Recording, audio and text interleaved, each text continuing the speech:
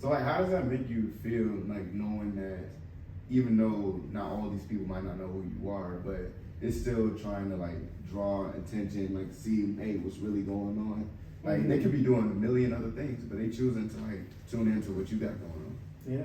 I ain't gonna lie, I feel right. For real. I feel like we work so hard day in and day out for it. And like we did some planning as far as how we was gonna market, promote, everything fell in line perfectly for real. Still falling in line day by day for real. But Indirect Deposits is definitely bigger than this for sure.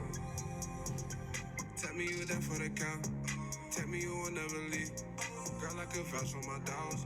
Just like you. Hey, what's up, guys? Welcome to the Quest of the Future Deciders. Welcome back. And you know, we got our main people over here, our favorite rapper. So go ahead, man. Hey, you here rocking with Kashaveli. Brandez, let's get it, man. So what made y'all collaborate? Shit, really, we was friends like through mutual people for real, and then we ended up running across each other a few times, and then we finally linked in on some music shit, played some music back and forth, ended up recording and shit. So like, what made you guys have like a vibe with each other? Because I know, like previous to interviews, you had to figure out like if you're working with an artist, you had to figure out what vibe that you got to get with them while making music. So what type of music did you guys think that y'all can make together? Some hard shit, for real. Like, Brandez hard. You know what I'm saying? You're so nonchalant, bro. Niggas hard, bro. Like, I feel like, you know what I'm saying, the vibes there, the music there, you know what I'm saying? Everything else working itself out for real. Dope. Yeah. I see y'all rocking some apparel, man. What's that? That's what I'm saying, yeah. This KGO, Keep Going Official. Our boy Julian. Yeah, man. He out of Nashville. Yeah. Out of Nashville. Yeah. That's real cheesy. So what made you start making music, Des? Well, my first inspiration with music, I'm from Chicago. Okay. I went to Homewood Floss from high school with Juice WRLD. He's a close friend of mine at the time. He's the first person that told me I had a gift of music. So since then, I mean, I believed him at the time, but I didn't take it serious until like 2020. That's when I really started going hard. So do you think that Chicago like made you have like a great influence into like your music now? Because I know like when we associate with Chicago, we associate with a lot of drill rappers. Do you think that you bring that same energy into your music, or do you think that you bring something different? Absolutely. I think I take pieces from different types of artists from Chicago. You know, you got the drill, you got the Chief Keefs, and then also you got the other sides, you got the Kanye's. Like I take from all of that. Juice as well too. So I feel like when you compare yourself to people like that, you have to go hard, for sure. Rep Chicago is not easy. Yeah. Why do you? Yeah, my bad. Oh, no, you good. I was gonna say, like, what would you describe your sound to be? I'm very versatile. It's hard to describe. Some people be like, if Drake and J. Cole had a baby. Some people say you sound like Juice some days. It just depends on how I'm feeling. Honestly, at the end of the day, the goal is to make sure I sound like Brandez. So. Yeah. Do you not like when people compare you to other rappers? And that's for both of y'all. Like, do you like those comparisons? I mean, particularly like being compared, but I mean, comparisons help people fuck with my shit more. True. Okay. It's a good way to market something. Yeah. Especially if I feel like they're really, really good artists. You know what I'm saying? And they're in the game, and they're going crazy in the game. I just take it as an honor. You know what I'm saying? And try to not be like, oh, you said I sound like so and so. I'll be like, thank you. Right. Definitely. You know who said something like that too? D. Martian. Yeah, because like we had an interview with him like not too long ago. He was basically saying like he loved the collaboration, and then he's basically like giving them the opportunity to like connect with him and then see what we can do with that different type of sound. It's not really something you can describe, but it's like it's unique, you know. Mm-hmm. So I look at like listeners like stakeholders in the company. You know? True. Because they do say the customers is the stakeholders. Yeah. One of them. Yeah. One of them, yeah, exactly. Yeah. Listeners are definitely, comparisons are definitely a form of stakeholder too. You know what I'm saying? Yeah.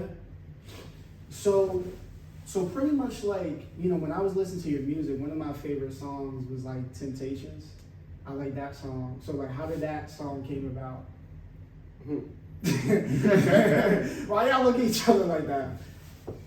Shit, you wanna start the story? Oh shoot. I feel like you remember more than me. Something spicy, huh? I mean, we was down.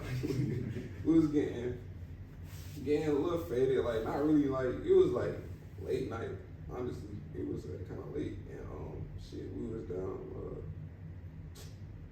I asked Dez for a hook, or was it that song?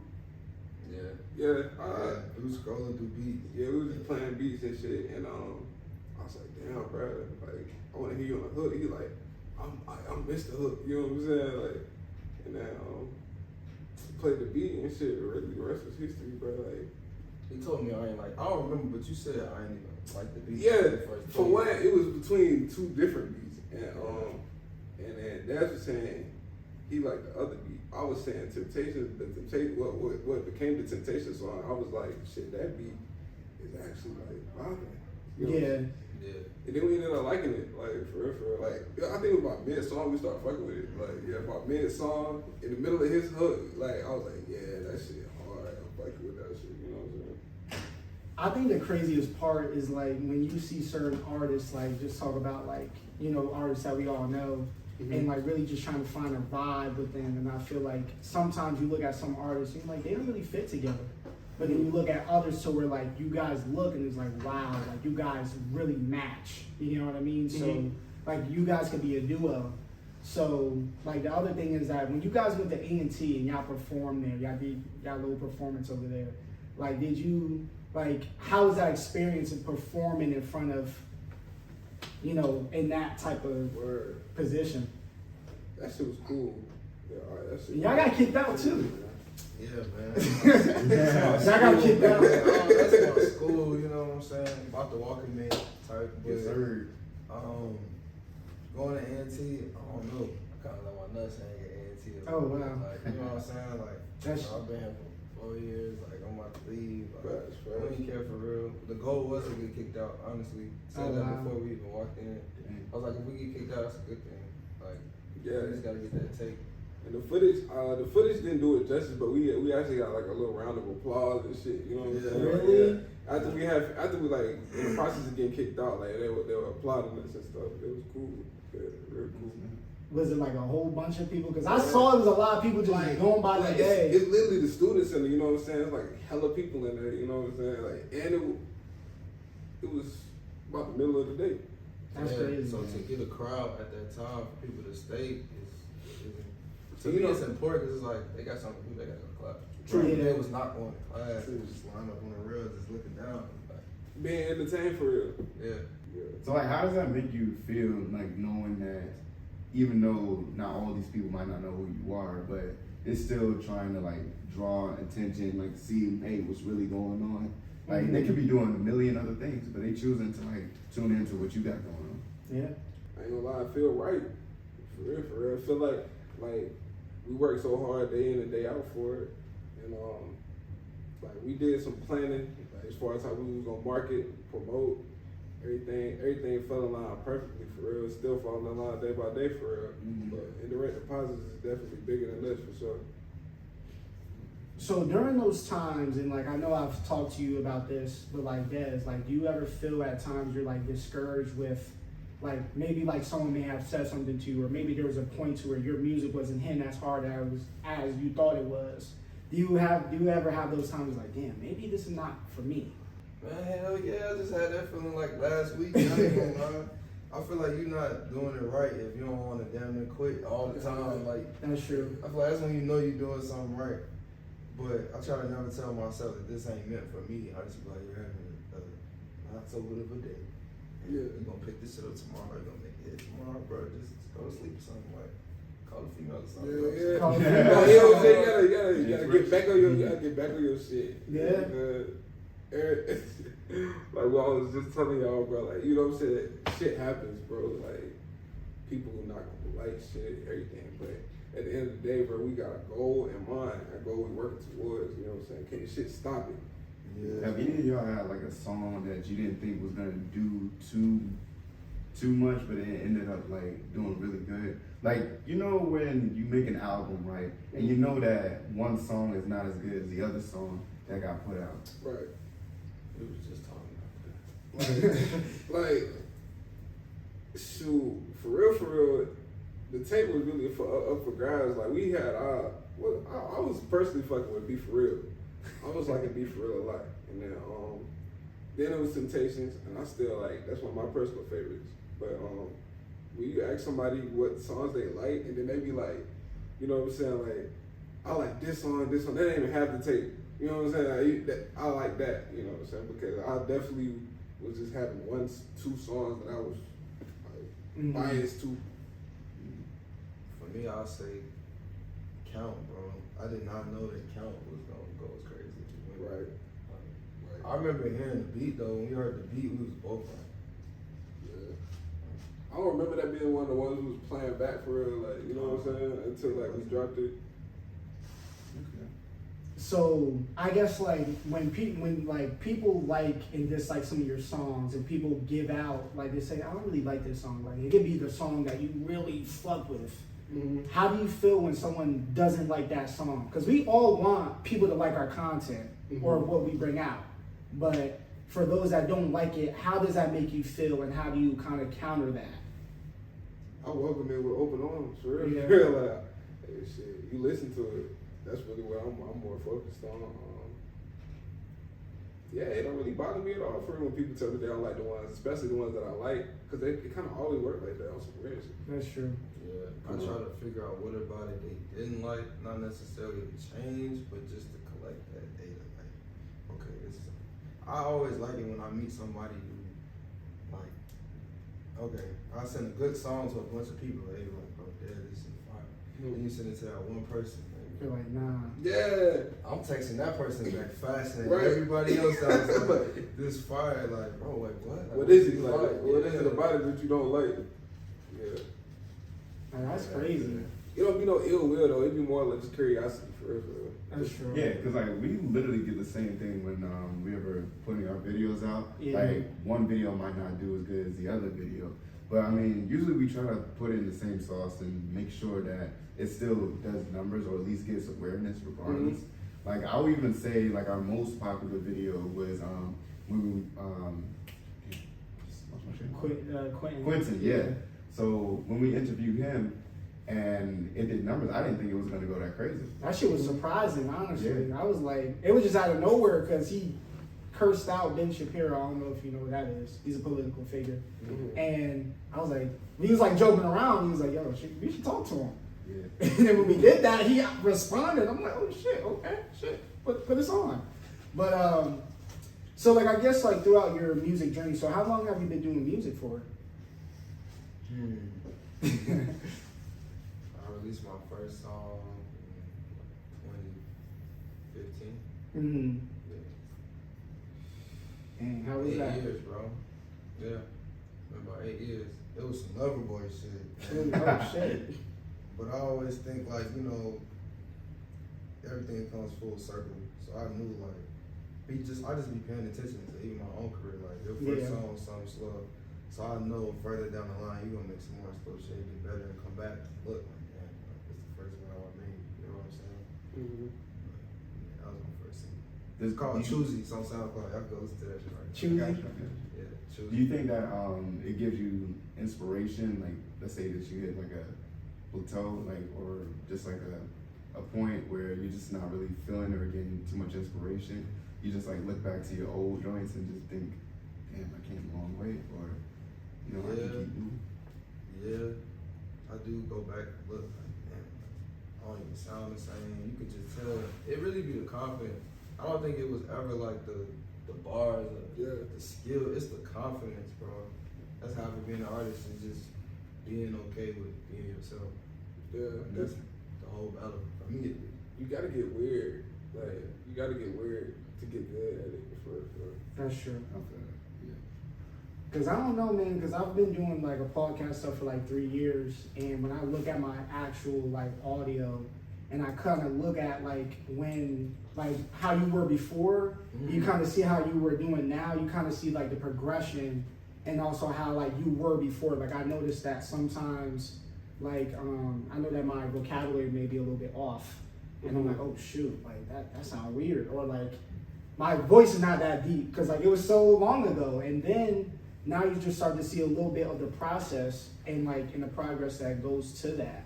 And so one of my other questions is that what was really like the inspiration? Like what was like, yo, we need to work together. Like I know you guys wanted to do that, but what was the story behind that? Tell them how long it took us to make the tape.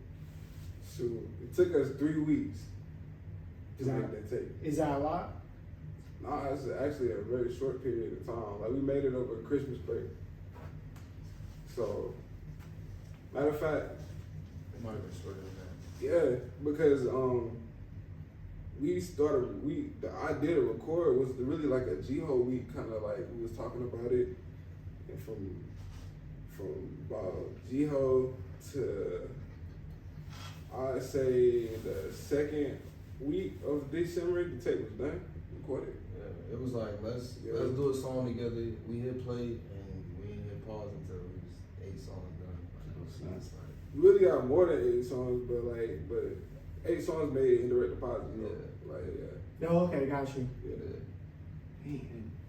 Is there just like songs that you just keep in the vault because you just don't think it's ready yet, or I don't know, maybe it's just like something for yourself? See, I mean, because you know, some stuff like as far as like we were saying, marketability, promo, stuff like that, everything kind of fit together as a puzzle. Mm. And shit, we felt like we ran with the best puzzle we had at the time for real. Yeah. Cause I even do the same thing with videos. Like I would make videos and not even like put it out, or maybe the timing was just a little bit off, or Yeah. maybe when I'm like doing something and then I see the final product of it and I just like have that last minute feeling like Nah. I can do better. You know? I feel you about that. It be the same way for real. Yeah. Yeah. I got a question for y'all though. How do y'all judge what it's like a good podcast? Is it based on the energy? Is it based on the conversation? Everything. Everything. It's the energy, the content, because the energy, right? And it has to be, and that's why you have multiple people like on being in a platform. And so you kind of have to have somebody to where they create that emotional like presence to where people feel comfortable with speaking, and also with the content that you're bringing out. And there was a time to where we had a terrible interview. I didn't even want it out. I told her, I said, look, you can come, you can fix it, but that was terrible, so, and I think it's a lot harder for the person that's interviewing than the person that's being interviewed, because it's about yourself. Mm-hmm. If you want to be real, you could improvise a lot, but as for the interviewer, you got to know like what song they're talking about. You got to know what their interests are. You got to know the question. You got to know You gotta keep the flow going. You got to keep the flow going. So because some people, they're not going to talk all the time, or they may talk a lot. You be like, yo, you're talking too long. Let's keep going. So, but sometimes even the conversation be so interesting because y'all be so like the conversation be crazy. It's not even an interview no more. Yeah. It's literally just Talking. a deep conversation. Yeah. So sometimes it's like we determine it based off of like what value is going to bring the people that's viewing it. True. You get what I mean? So it could be some crazy shit, some drama shit, because like that quitting thing, that's like the jackpot right there for now. So I tell them, they're like, yo, right, yeah, talk Kanye West, all this other, man. See, we talk about a lot of controversial things because those things are not being talked about a lot of times. So I think that like when you talk about being weird, not being weird, but like being unique, right? One of the things that's being unique is doing things that other people are not going to do and be good at. That's true. Yeah. So it's like, that could be the same thing with you for music, because you call your music speed music. Yeah. That's yours. You know what I mean? So if you know how to do it, people want to start respecting what what you're doing a lot more, and they're following that movement. So that movement, I think that was a pretty good question. But like, how do you think, determine a podcast in your eyes? Because I just think it's like a multitude of reasons. See, like we kind of have our different roles in the podcast. You know, he goes out and source. I'm kind of like behind the scenes work. So if we do an interview and it ends up becoming good, then also timing is everything too. So you got to make sure that you're on time when like certain things come out, or like whenever you're doing an interview, make sure that you don't put it out for too long. Because sometimes I would do a video and it wouldn't like pass a certain timeline, and I just don't think it would be like appropriate for it to come out at that time. Yeah. I also, same thing what you were saying about like just the flow and like the feel of the podcast. If it's not gonna be like entertaining, I just wouldn't put it out. Or informative, you know. Cause some like when you got music or songs in the vault, we have some podcast videos on the vault. Yeah. Just to have them, just in case, and just to look back and be like, I don't know, man, or that shit was fire. We might need to put it. You never know. You might need something though. You know? Exactly. Yeah. It's always good to have a little bit of You might have a ammunition. clip. You might have something that you got that age well. Yeah, exactly. Yeah. So like I think what.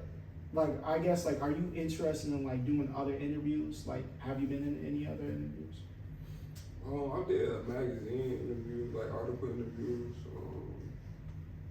job interviews, of course. Yeah. I mean, I did a bunch of interviewing in my life. It's just a matter of the circumstance of it. Yeah. Like, for real. I've been interviewing since I was 15 with my first job, you know what I'm saying? Yeah. But talking to people definitely is therapeutic for me. Like, True. Yeah. Shit. And I like podcasts personally for the wild shit, you know? Yeah. How about you, Des? Same. I like I've done interviews before as well, and also I was watching Me Knows Where the Game. Yeah. I was watching Trippie Red episodes, you know what I'm saying? But I definitely be watching that.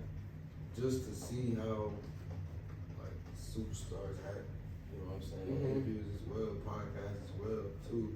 And just seeing really how natural it is. What I learned is I used to like think about that shit too hard, like, instead of just having a regular conversation.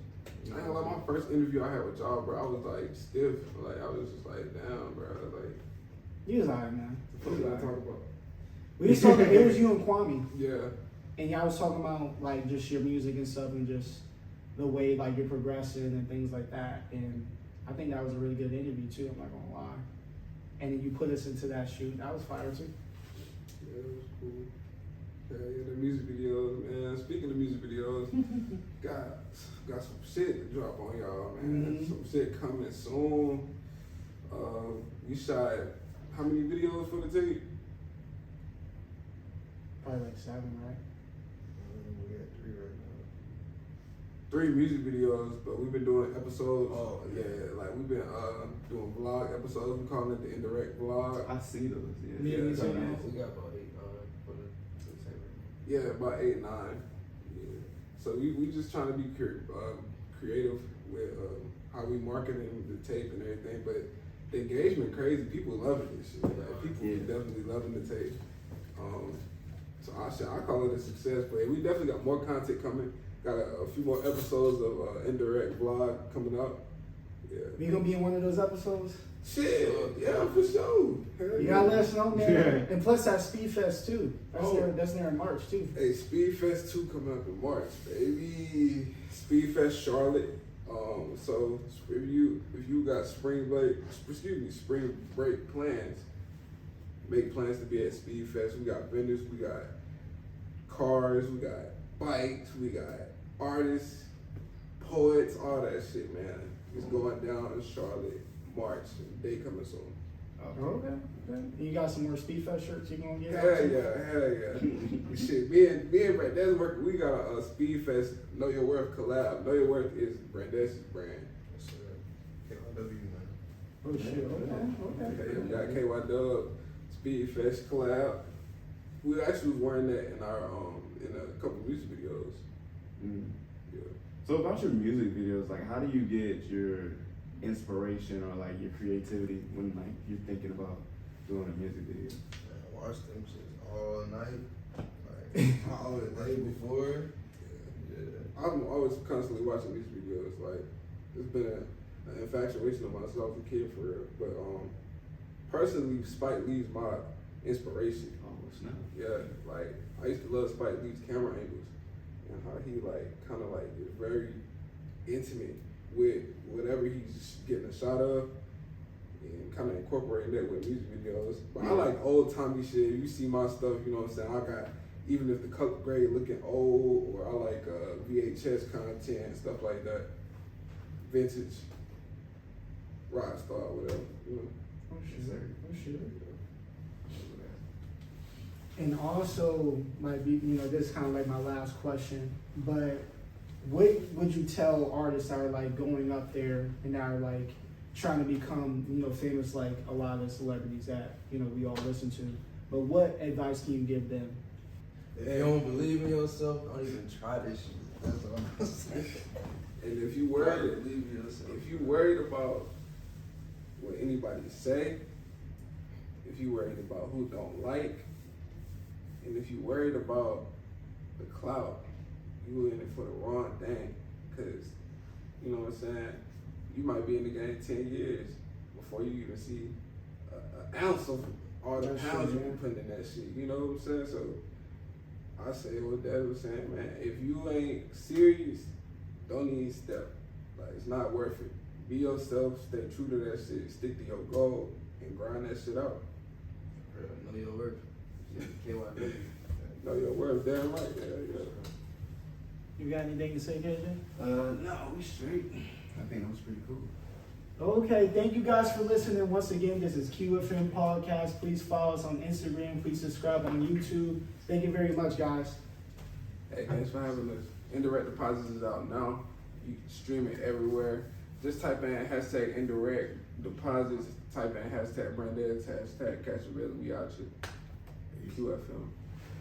Rap like a casino. They say they love me, I ask what you mean. No. She asked me when I'm at my mama house, when I'm gon' cuff her, I don't need to play no more. She never gon' shop for the price of the color, she ignore the total and say no more. You selling all tickets and getting bitches, you be hitting bitches, little player, huh? She took all her information, never spoke to me again, boy, don't play with her.